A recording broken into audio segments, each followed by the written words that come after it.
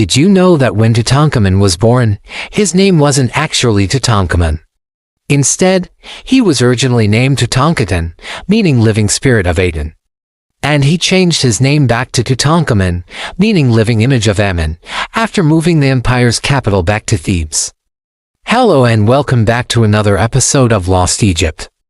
Today we'll be exploring the origins of the boy king's name, the reason behind the name change, and uncovering more interesting facts about the Golden Pharaoh.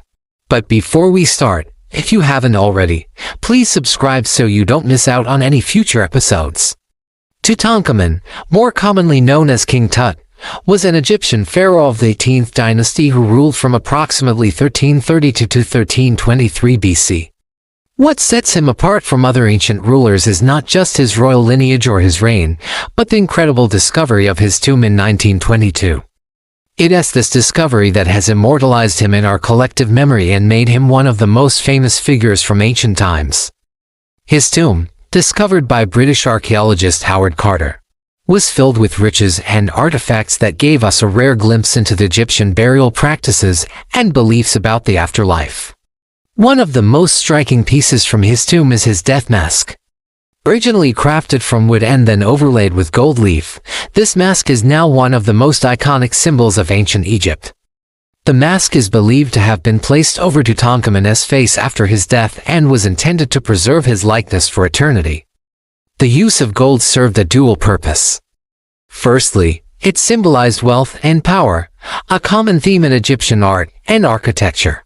And secondly, it represented the sun and was believed to help protect the pharaoh on his journey into the afterlife.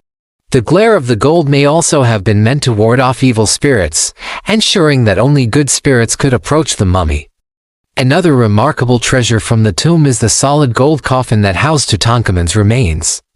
Weighing over 110 kilograms of pure gold, this sarcophagus is a testament to the immense wealth and status enjoyed by the Egyptian royalty. The coffin was designed to be both a symbol of power and a vessel to carry the pharaoh's remains safely into the afterlife. The use of gold not only signified the pharaoh's wealth, but also their divinity. Gold was associated with the sun god Ra and was believed to be the embodiment of his light and power. By encasing the pharaoh in gold, the Egyptians were literally wrapping them in the glow of the sun, ensuring their safe passage to the next world. These treasures from Tutankhamun's tomb are not just historical artifacts. They are windows into the soul of a civilization. They tell us about their beliefs, their artistry, and the kind of respect they had for their dead. They also raise questions about the cost of such opulence and the impact it had on the resources and manpower of the Egyptian kingdom. Imagine the amount of gold, the skills of the craftsmen, and the sheer manpower required to create these artifacts. It gives us a tangible link to a time long gone, allowing us to experience a fraction of the wonder and awe that these treasures would have evoked in the ancient Egyptians. But what about the man himself, Tutankhamun? How did he come to power and why is he so significant in Egyptian history? Tutankhamun's rise to the throne was unusual. He became pharaoh at a very young age, about 9 years old, and ruled until he was around 19. His father, the notorious Akhenaten, was a radical pharaoh who shifted Egypt's religious landscape by promoting the worship of the sun god Aten over the traditional gods of Egypt. Akhenaten's religious reforms, along with his unusual appearance and lifestyle, have made him one of the most talked about pharaohs in history. His wife, the beautiful and influential Nefertiti, was also a key player in the royal court. Now, given this background, you might think that Tutankhamun's ascension to the throne was smooth sailing. But that would be far from the truth. In fact, his rise to power was marked by intrigue and controversy. When Tutankhamun took the throne, he inherited a kingdom that was reeling from his father's radical changes. Akhenaten's policies had not only alienated many members of the royal family and the religious establishment, but had also caused economic and social upheaval. Tutankhamun's early years as pharaoh were spent in doing the damage done by his father and restoring traditional Egyptian religion and customs. This included moving the empire's capital back to Thebes and re-establishing the old gods, particularly Amen, whose priesthood had been decimated under Akhenaten's rule. To demonstrate this shift, he even changed his name from Tutankhamun, which means living spirit of Aten, to Tutankhamen, meaning living image of Amen. This name change symbolizes the pivotal moment in Egyptian history that he represented. The story of King Tutankhamun is one of intrigue, power struggles, and ultimately tragedy. His father, Akhenaten, had usurped the throne from his own father, and Tutankhamun's rise to power was likely fraught with palace politics and maneuvering. We don't know much about the specifics, but we do know that he took the throne at a very young age, suggesting that he may have been chosen for his perceived weakness and malleability. This vulnerability would have made him a pawn in the power struggles between the various factions at court, especially since his father had alienated many powerful individuals, including members of the royal family and the religious elite. Despite the challenges, Tutankhamun emerged as a ruler committed to restoring order and tradition. His decision to move the capital back to Thebes and reinstate the god Amen signaled a clear break from his father's legacy. This wasn't just a symbolic gesture. It showed that he was willing to challenge the status quo and make bold decisions. However, his efforts to undo his father's legacy may have also made him unpopular with certain groups, potentially putting him in a precarious position.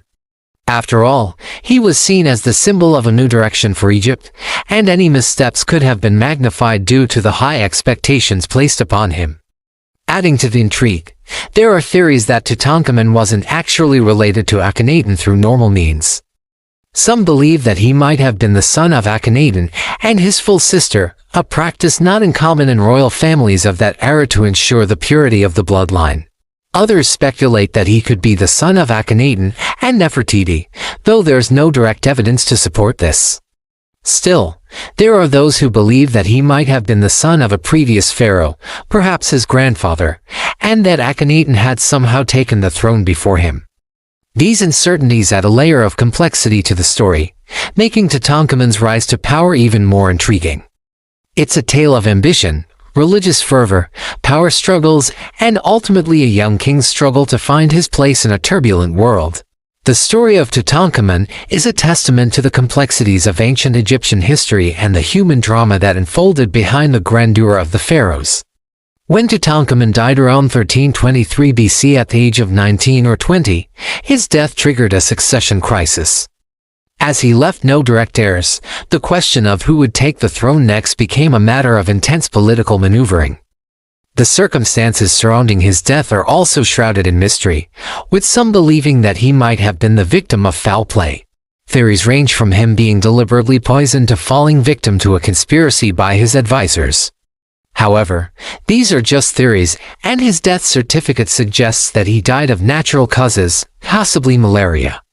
Following his death, the throne passed to his half-brother, A, who had previously served as vizier during Tutankhamun's reign.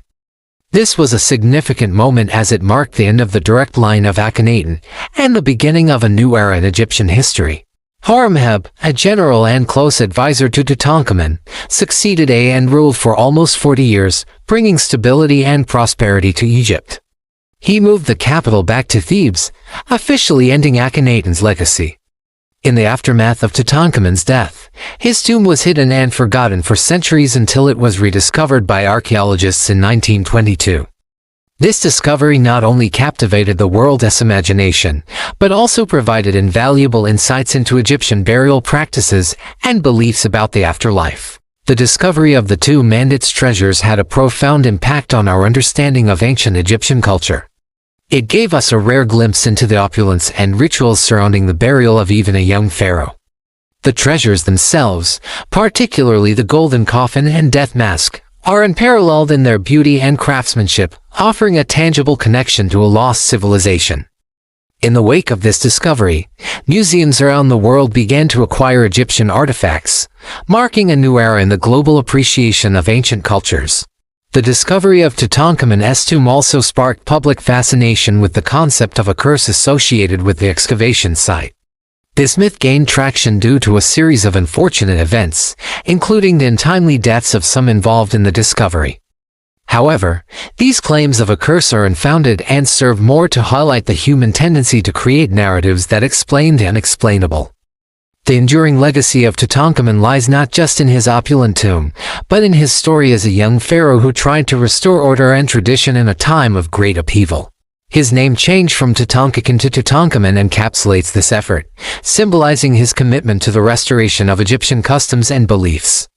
Tutankhamun remains one of the most recognizable figures from ancient Egypt, a testament to the human fascination with lost civilizations and the enduring mysteries of the past. So there you have it, the untold story behind the name of the Golden Pharaoh. If you enjoyed this episode, please give it a thumbs up. And don't forget to subscribe. See you in the next episode. The discovery of King Tutankhamun's tomb in 1920 captivated the world. Ever since then, people have been obsessed with the boy king. His fascinating life and mysterious death have inspired books, movies, TV shows, and more. Recently, scientific advances have allowed us to take another look at the boy king and find out what really happened to him. So what did they find? Let's find out. In today's video, we will talk about the most recent evidence about King Tut's death and how it may have happened. The great King Tutankhamun, often referred to as King Tut, was the 12th pharaoh of Egypt's 18th dynasty. He came to power at the age of 10, ruled until he was 19, and died around 1323 BC. During his reign, he restored the traditional religion of Egypt after the reign of his father, Akhenaten, who tried to change the religion to worship only one god. After King Tut's death, his advisor, General Horemheb, became pharaoh. King Tut's tomb was discovered in the Valley of the Kings near Luxor by British archaeologist Howard Carter and his team on November 6, 1922. This was a very important archaeological find because it was the first relatively intact royal tomb ever discovered. When his tomb was opened, it contained treasures worth millions of dollars, including over 4,000 items. It also had the three-piece coffin of King Tut, made of gold leaf and granite, which was hidden under a stone plug in the burial chamber. The walls of the tomb had beautiful paintings that told stories from Egyptian mythology. These paintings helped experts understand more about ancient Egyptian culture.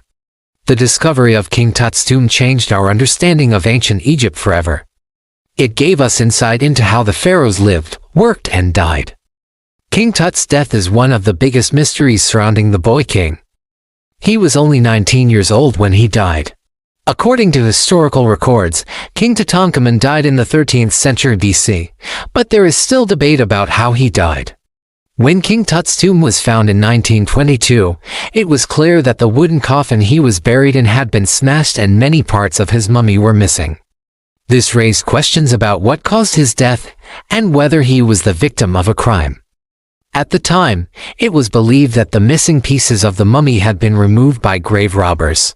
However, it was later discovered that these parts were actually lost during the excavation process. As a result, speculation began about the circumstances surrounding the removal of these parts, including whether they had been taken out during a robbery or if someone had removed them before the tomb was robbed.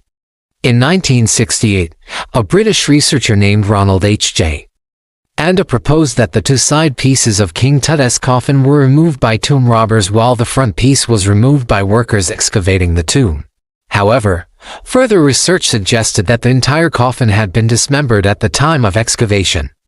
In 2005, a study conducted by the Egyptian Museum in Cairo revealed that the damage to the coffin predated the excavation by thousands of years.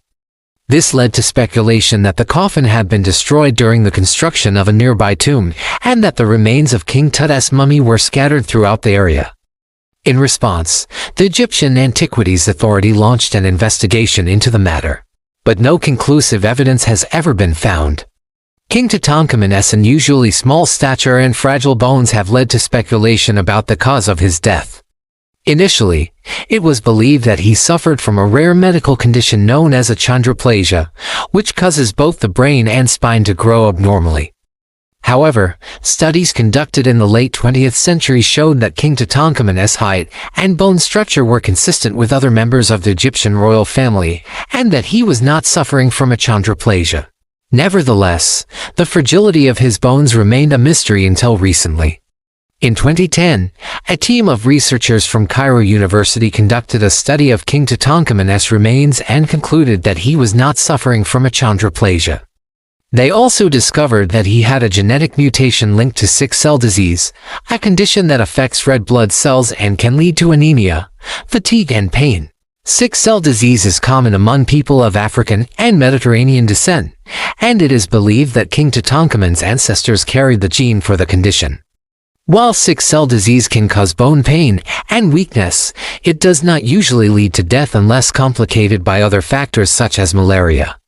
And King Tutankhamun's remains also tested positive for the malaria parasite. Malaria is a life-threatening disease transmitted by mosquitoes that can cause fever, chills, sweating and headaches. It is common in tropical and subtropical regions and can be fatal if left untreated.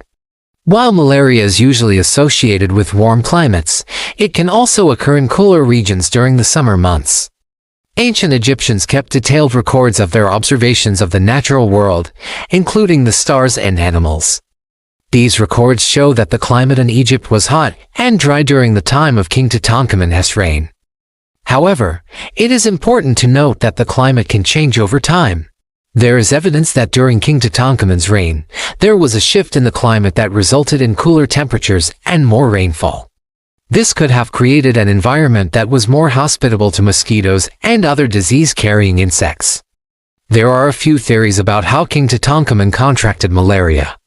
One theory is that he was bitten by a mosquito while outside the palace walls. Mosquitoes are known to carry the malaria parasite, and they are active during the day and night. It is possible that King Tutankhamun was bitten by a mosquito while taking a stroll through the gardens or attending an outdoor event. Another theory is that he was bitten while traveling. During his reign, King Tutankhamun traveled throughout Egypt, visiting different cities and attending religious festivals. It is possible that he was bitten by a mosquito while on one of these trips. Finally, it is possible that he was bitten inside the palace walls. Despite being protected by the palace walls, it is possible that mosquitoes were able to enter and bite him. This is especially likely during the summer months when the climate was more humid and favorable for mosquitoes to breed. When King Tutankhamun's body was discovered in 1922, it was clear that he had been suffering from a number of health problems.